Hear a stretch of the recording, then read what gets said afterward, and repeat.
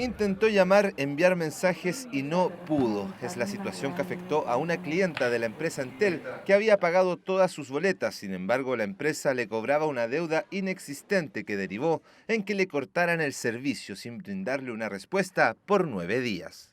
Persona que tiene un plan contratado con Entel y al parecer, ¿no es cierto?, en un principio Entel le imputa una deuda antigua a esta persona, la cual comienza a cobrársela. Ella precisamente alega y plantea que es una deuda que estaba pagada y zanjada. Lamentablemente Entel no toma ese reclamo en su momento y peor aún, le corta el servicio. Como la empresa estimaba que existían esas deudas, le cortó el servicio y el problema más grande que tuvo el consumidor fue que precisamente trabajaba con su teléfono, lo que fue acreditado a través de testigos en la causa. La afectada demandó a la empresa de telecomunicaciones ante el juzgado de policía local de Iquique, invocando la ley 19.496 de protección de los derechos de los consumidores. Ella alega distintos daños, daño moral, daño emergente y lucro cesante, la dificultad probatoria que tienen estos daños, vale decir, ¿cuánto es lo que yo dejé de percibir por esta falta de servicio? ¿Cuál es el daño real y efectivo, el daño emergente en cuanto a lo que sufro hoy día? Y finalmente, el daño moral, que es lo único que finalmente queda en esta figura.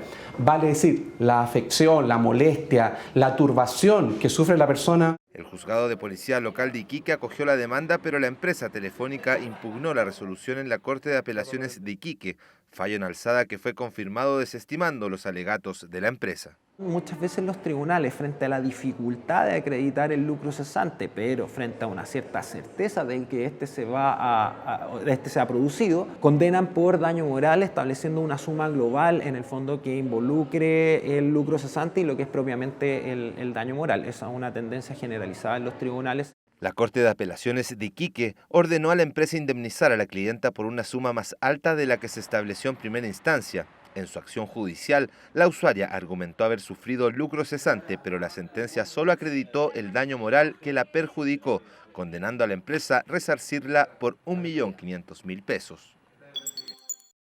La Corte Suprema acogió recursos de revisión y anuló fallos dictados por los consejos de guerra de Antofagasta y Pisagua en 1974. La segunda sala del máximo tribunal decretó la absolución de los ilegalmente condenados tras establecer que ambas causas fueron falladas con infracciones al debido proceso. La gran catedral del derecho procesal es precisamente la cosa juzgada. O sea, la sentencia definitiva contra la cual ya no proceden otros recursos, pero sí el recurso de revisión cuando se descubre que esa sentencia ha sido mal obtenida. La Sala Penal del Máximo Tribunal acogió los recursos en base a la sentencia de la Corte Interamericana de Derechos Humanos que condenó al Estado de Chile en el caso caratulado Maldonado Vargas y otros contra Chile y a la sentencia de la Corte Suprema que anuló la resolución del Consejo de Guerra. Lo que la Corte Suprema dice es que claramente aquí hubo vulneración de derechos, hubo denegación de justicia, no solo cuando existieron estos consejos de guerra. Según sostiene el fallo, las personas condenadas por las sentencias de los consejos de guerra durante la dictadura siguen sin contar con un recurso adecuado y efectivo que les permita revisar las sentencias en el marco de las cuales fueron condenados. Asimismo, el Estado es responsable por la violación al deber de adoptar disposiciones de derecho interno. Y son casos en los cuales el proceso se desarrolló de una manera que, bien examinado, se comprueba que no se respetó el debido proceso, porque o no se permitió la defensa. El Código de Procedimiento Penal, vigente en esa época, establece que el recurso de revisión es la acción declarativa que se ejerce para invalidar sentencias firmes o ejecutoriadas que han sido dictadas fraudulentamente o de manera injusta en casos expresamente señalados por la ley. Se trata en el fondo de una suerte de tribunal especial que está prohibido por la Constitución política. En este caso, se acogió la solicitud de revisión deducida y se invalidó la sentencia dictada en el Consejo de Guerra, resolución de la segunda sala del máximo tribunal que absolvió a Luis Gabriel Torres Valeria por haber sido probada satisfactoriamente su completa inocencia. Esto es algo que miles de personas realizan a diario.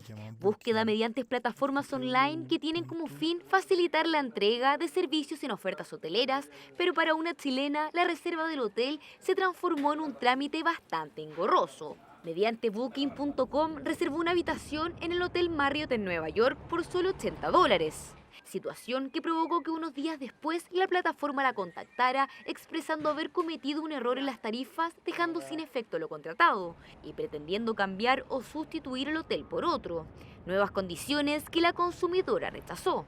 No cumplieron con lo que estaban ofreciendo en la plataforma y que por ende no solo indujeron al error a la persona que contrató ese servicio y que hizo esta demanda de denuncia infracción a la ley del consumidor en la juzgada de policía local, sino que también a todas las personas que vieron esa oferta. Cambio unilateral de la tarifa pagada que la cliente impugnó a través de una demanda por el incumplimiento a la ley del consumidor, al ser esta plataforma el ente intermediario entre el usuario y el hotel. La ley 19.496 sobre protección de los derechos de los consumidores establece en su artículo 12 que todo proveedor estará obligado a respetar los términos y condiciones conforme a cómo fue ofrecido.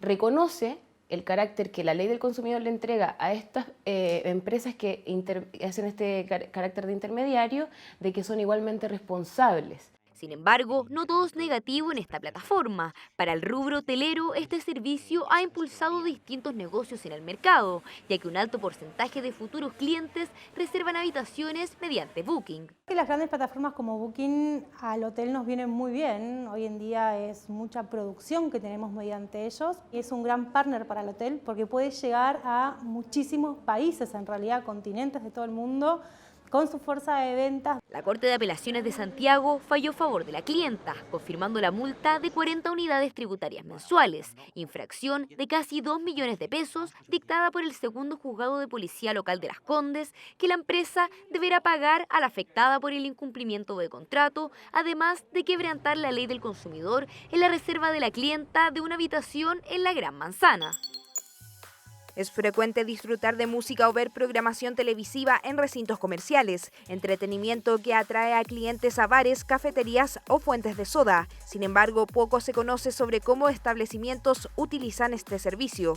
El derecho de autor protege las creaciones de artistas y quien las utilice debe pagar por su propiedad intelectual. Los recintos que no lo hagan arriesgan multas y eso precisamente ocurrió en una fuente de soda localizada en Maipú. Es que esta fuente de soda tenía suscrito un contrato con la Sociedad Chilena de Derecho de Autor, la SCD, que hace que todas las personas que tienen un local comercial, una fuente de soda en este caso, que tienen un centro comercial, una discoteca, un recinto comercial donde se escuche música de distintos autores nacionales o extranjeros, debe pagar por esos derechos de autor.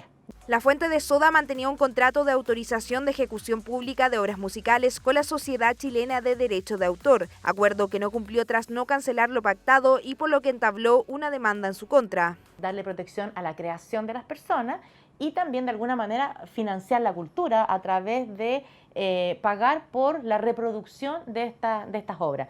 La Ley 17.336 sobre propiedad intelectual busca resguardar los derechos que autores y artistas tienen sobre sus creaciones. Que en definitiva lo que hace la ley es proteger toda obra de creación, del individuo y que esa obra como creación de una persona debe estar protegida. Entender que en la música principalmente tienes dos objetos de protección.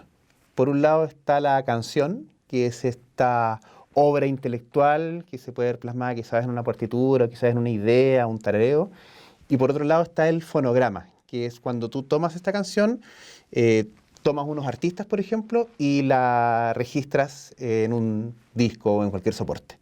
El desconocimiento, uno de los principales motivos por el que personas infringen esta normativa. De a poquito tenemos que tratar de empezar a culturizar y educar a la gente de que efectivamente hay un trabajo detrás de la creación, sobre todo de cara al mundo digital donde es tan fácil copiar algo sin pedir la autorización de nadie. La Corte de Apelaciones de Santiago confirmó la sentencia de primera instancia que ordenó al local comercial pagar a la SCD el monto adeudado, que asciende a los 3 millones de pesos, además de dictar una multa de 5 unidades tributarias mensuales por infringir la ley de propiedad intelectual. El presidente de la Corte Suprema, Haroldo Brito, recibió al ministro de Justicia, Hernán Larraín, quien llegó hasta el Palacio de Tribunales para hacer entrega de la propuesta del Ejecutivo para modificar el sistema de nombramiento de jueces. Desde luego, hacer presente el interés de la Corte por participar en la etapa prelegislativa, porque nos parece que es el lugar donde hay más espacios para la conversación. Han habido en esto distintos momentos. Un primero de estudio, en donde a través de comisiones de trabajo, de mesas, lo más amplias y participativas posible, empezamos a plantear la necesidad de hacer este cambio y a oír opiniones. Hubo un segundo momento en que definimos los criterios centrales que el gobierno quería impulsar, que es lo que hemos venido haciendo en los últimos meses.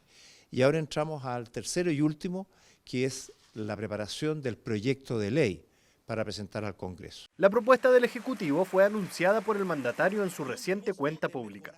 Todavía no tenemos un proyecto de ley que a nosotros nos convoque para opinar. Hay una oportunidad legal para hacerlo. Ahora, en general, evidentemente, el tema de los cambios en un sistema de nombramientos es una cuestión oportuna. Nosotros, en la Corte, qué sé yo, en la academia, las asociaciones al interior del Poder Judicial, tenemos un conocimiento de la situación y de la importancia de regular de manera actual el sistema de nombramientos. Una iniciativa del Ejecutivo que involucra a los 3 poderes del Estado para legislar sobre cómo los jueces asumen la magistratura en Chile. Una pena pecuniaria, o también conocida como pena de multa, es la sanción no privativa de libertad, considerada como la más antigua en ordenamientos jurídicos. Su origen encuentra base en el derecho romano, en el que se aplicaba como una pena básica, pero que con el paso del tiempo se sustituyó a penas corporales. En la actualidad, una pena pecuniaria puede ser sancionatoria, reparatoria e indemnizatoria, pero tiene un carácter de sanción legal, ya que no busca restablecer con el pago algún mal o perjuicio causado en delitos o faltas, ni tampoco es considerada una indemnización, ya que no compensa el daño o perjuicio que ha sufrido la víctima en sus bienes o en su persona. Según expresa el artículo 25 del Código Penal chileno, podrán aplicarse penas pecuniarias según corresponda, por crímenes donde no podrán exceder las 30 unidades tributarias mensuales, es decir, 1.460.000 pesos, por simples delitos donde no podrán exceder las 20 UTM, es decir, 974.000 pesos, y también en faltas donde no podrán exceder las 4 unidades tributarias mensuales, es decir, 194.000 pesos. Según el orden de prelación que expone el artículo 48 del Código Penal en relación a la satisfacción de las responsabilidades pecuniarias, el condenado que tiene bienes deberá pagar en el siguiente orden: costas procesales y personales, resarcimiento de los gastos ocasionados por el juicio y reparación del daño causado e indemnización de perjuicios. Su clima justifica su denominación. Puerto Williams, la ciudad más austral del mundo, es una localidad donde en noviembre de 2016 el Poder Judicial instaló el Juzgado de Letras y Garantía de Cabo de Hornos. Desde esa fecha, personas que conforman el tribunal han estado brindando soluciones a los conflictos de ciudadanos que ya no deben viajar a Punta Arenas para recurrir a servicios judiciales. Una labor que integrantes del juzgado difundieron en una plaza de la justicia que organizaron y en la que participaron instituciones del sistema judicial. La idea principal es ir generando las instancias, haciendo la convocatoria y que la gente de a poco empiece a acostumbrarse a participar y de alguna u otra manera entiendan cómo funciona todo el sistema judicial, todo el quehacer, todas las instituciones que nos colaboran, que nos acompañan y principalmente, bueno, lo más importante es abrir los canales de comunicación y permitir que la gente sepa que puede acudir a nosotros. Hay todo un sistema que los protege, que los va a ayudar de distintas maneras. Una muy buena manera de poder acercar eso, de hacer más amigable también el lenguaje judicial, el lenguaje jurídico a las personas, y una muy buena instancia, oportunidad para que la gente aproveche y venga a resolver todas sus dudas. Desde noviembre de 2016, el Juzgado de Cabo de Hornos ha funcionado temporalmente en esta estructura modular. El nuevo edificio que albergará definitivamente estará operativo en septiembre, una edificación de 1.150 metros cuadrados que fue realizada pensando en el entorno y en los pueblos originarios. Arquitectónicamente este edificio fue diseñado con las características propias de Puerto Williams, donde el edificio tiene una forma de canoa yacán. Es un edificio pensado en la comuna, pensado para que sea un aporte a la comuna ya desde el punto de vista de lo estético, hasta obviamente el hecho de que la gente cuando va a un tribunal no siempre va por alguna situación que sea amigable, que sea confortable. Entonces, desde ese punto de vista se pensó en un edificio público que fuera acogedor. Nuevas dependencias para que los integrantes del juzgado de Cabo de Hornos atiendan y resuelvan los conflictos y solicitudes en la ciudad más austral del mundo. Un conversatorio sobre el uso de cuaderno de buenas prácticas para incorporar perspectiva de género en las sentencias se desarrolló en la Corte de Apelaciones de San Miguel. En la instancia se abordó el documento elaborado por la Secretaría Técnica de Igualdad de Género y No Discriminación de la Corte Suprema. Fue muy interesante porque en el fondo es un primer acercamiento a lo que significa ese cuaderno, que lo que pretende es ser una herramienta de apoyo para los jueces, de manera que cuando se ven enfrentados a los casos, en el fondo puedan advertir con más facilidad dónde hay una discriminación. El encuentro fue organizado por las ministras María Carolina Catepillán y Silvia Pizarro, de la Comisión de Género e Igualdad del Tribunal de Alzada San Miguelino, y ministras coordinadoras de la política de género del Poder Judicial designadas por la Corte Suprema. El pasado 28 de mayo se dio por inaugurado el año académico 2019 de la Universidad Santo Tomás de Talca, instancia en la que la ministra de la Corte Suprema, Ángela Vivanco, dictó una clase magistral sobre la libertad de expresión y fallos de la Corte Suprema. En su exposición abordó la importancia del derecho fundamental y cómo la justicia da las herramientas para conservar esta garantía. Me parece que es un tema muy actual. Hoy la libertad de expresión es una base esencial, a mi juicio, del sistema democrático. En consecuencia, lo que traté de presentar en la conferencia era tanto la evolución de la libertad de expresión, su importancia, como que no es una libertad absoluta, es una libertad que debe ser ejercida con responsabilidad y que además es importante que sea una garantía cautelada. El presidente de la Corte de Apelaciones de Rancagua, Pedro Caro, expuso ante más de 200 alumnos del Liceo Juan Hop Gans y del Colegio Gultro de la comuna de Olívar. En la instancia, el ministro abordó el contenido de la Ley de Responsabilidad Penal Adolescente y explicó a los estudiantes la estructura y funcionamiento del Poder Judicial. Se enmarca dentro de las actividades permanentes de la Corte de Apelaciones y del Poder Judicial de acercarnos a la comunidad y de poder transmitirle a ellos la estructura, el funcionamiento de los tribunales de justicia, del Poder Judicial y además de eso, en este caso particular, de hacernos cargo de temas muy relevantes como la Ley de Responsabilidad Penal Adolescente y de tema también muy relevante en los escolares como es el bullying. La jueza del segundo juzgado civil de Talcahuano, Antonella Farfarello, lanzó el libro Responsabilidad del Estado, terremoto del 27 de febrero de 2010, escrito que recoge diversas sentencias contra el fisco respecto a causas en que personas demandaron falta de servicios en el desastre natural. Pienso que el principal aporte dice relación con mostrar una radiografía de cómo ha sido la forma en que los tribunales de justicia de nuestro país han resuelto casos que se presentaron a la decisión de ellos a raíz del terremoto del 27F de 2010. El Poder Judicial y la Universidad de Concepción realizaron una exposición sobre la utilización del baremo jurisprudencial con el que cuenta el sistema de justicia, para que sus usuarios puedan realizar ejercicios de comparación de indemnizaciones y ver la jurisprudencia respecto a otros casos. En esta ocasión se enfocaron en distintas causas que dicen relación con el daño moral.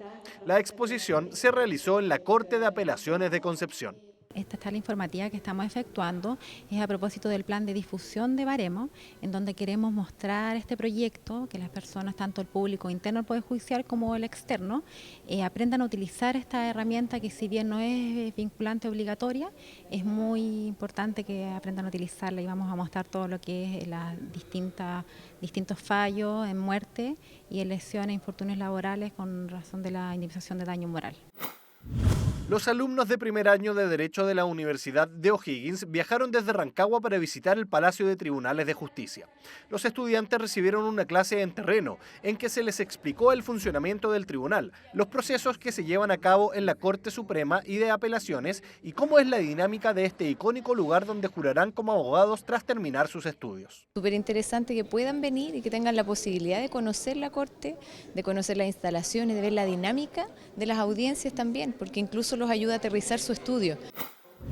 El próximo 3 de octubre entrará en vigencia en la región de Aysén la Ley 21.057 de entrevistas video grabadas para niños, niñas y adolescentes, una normativa que reforma el sistema de justicia penal para minimizar la exposición de una víctima que brinda una declaración. Con este objetivo, el presidente de la Corte de Apelaciones de Coyhaique, José Ignacio Mora, y los miembros de la Comisión Regional del Sistema de Justicia Penal se reunieron para coordinar su puesta en marcha. Implica un cambio de paradigma en la forma como se deben abordar a los niños víctimas de delitos sexuales.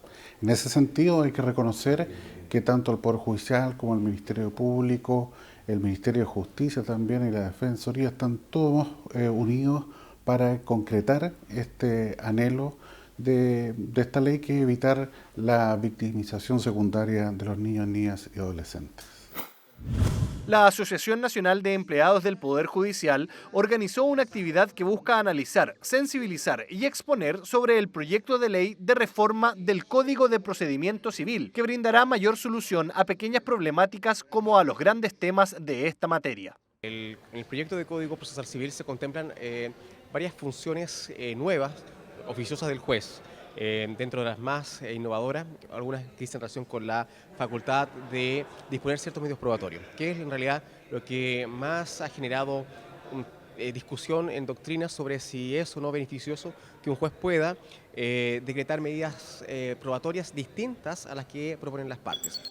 El presidente de la Corte Suprema, Haroldo Brito, recibió en el Palacio de Tribunales al ministro del Interior, Andrés Chadwick. El secretario de Estado llegó hasta el despacho de la máxima autoridad judicial para informar sobre el Acuerdo Nacional para el Mejoramiento de la Calidad de la Democracia, Instituciones y Modernización del Estado, anunciado por el primer mandatario en su cuenta pública.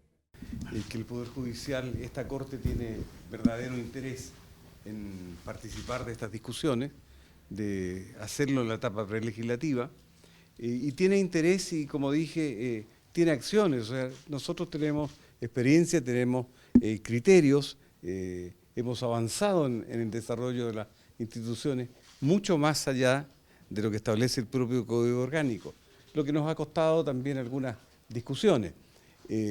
Pero la Corte, les insisto, tiene esta vocación por el cambio. Lo he querido iniciar esta mañana precisamente visitando al presidente de la Corte Suprema, no solo para explicarle cuáles son los alcances y materias que queremos conversar en una mesa transversal, plural, con representación de los distintos sectores, sino que fundamentalmente para pedirle su colaboración como presidente de la Corte Suprema y del Poder Judicial, en términos de poder contar con la participación, con la colaboración en temas, en ideas, en planteamientos que nos permitan ir avanzando, en este caso, en relación al Poder Judicial.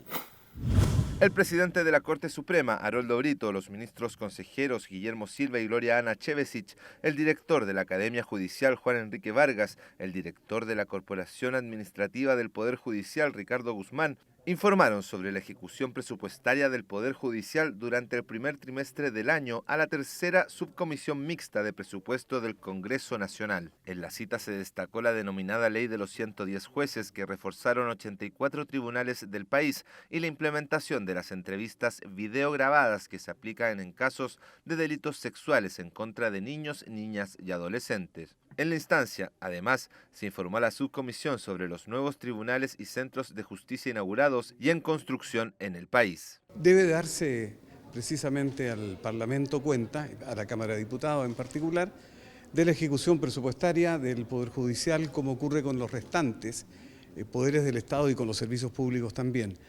Así que esta es la primera oportunidad para relacionarnos este año con la Comisión. Prontamente viene la cuestión presupuestaria. Dimos cuenta y quedamos a disposición de la Comisión y de la Cámara a los efectos de la ejecución. El presidente de la Corte Suprema, Haroldo Brito, asistió al seminario Corrupción en el Poder Judicial, ¿Cómo enfrentarla?, instancia organizada en la Facultad de Derecho de la Universidad de Chile y en la que expuso la presidenta de la Asociación de Magistrados, Soledad Piñeiro, el ex procurador anticorrupción de Perú, Julio Arbizú y el docente e investigador Luis Cordero, todas ponencias que abordaron la probidad con propuestas para enfrentar irregularidades en el Poder Judicial. Hay una estupenda participación de jueces motivados por alcanzar convicciones como enfrentarse a temas de cambio, una estupenda asistencia, académicos, en fin, y un afán de discutir y compartir inquietudes, que eso es muy importante, o sea, hacer las cosas en conjunto, reflexivamente, y vine a escuchar opiniones que creo que siempre vienen muy bien. El senador e integrante de la Comisión de Constitución de la Cámara Alta, Felipe Arboe, llegó hasta el Palacio de Tribunales para reunirse con el presidente de la Corte Suprema, Aroldo Brito, instancia en que el parlamentario manifestó el interés de legislar sobre el sistema de nombramiento de magistrados. Creo que tenemos que aprender de las experiencias, ir mejorando los procesos. Creo que hoy día la ciudadanía está demandando mayor transparencia en los procesos y adicionalmente también mayor conocimiento de los antecedentes. Así que eso le viene a informar eso, intercambiamos opiniones respecto del sistema de nombramiento y coincidimos plenamente en la necesidad de entender que esto es una función de Estado.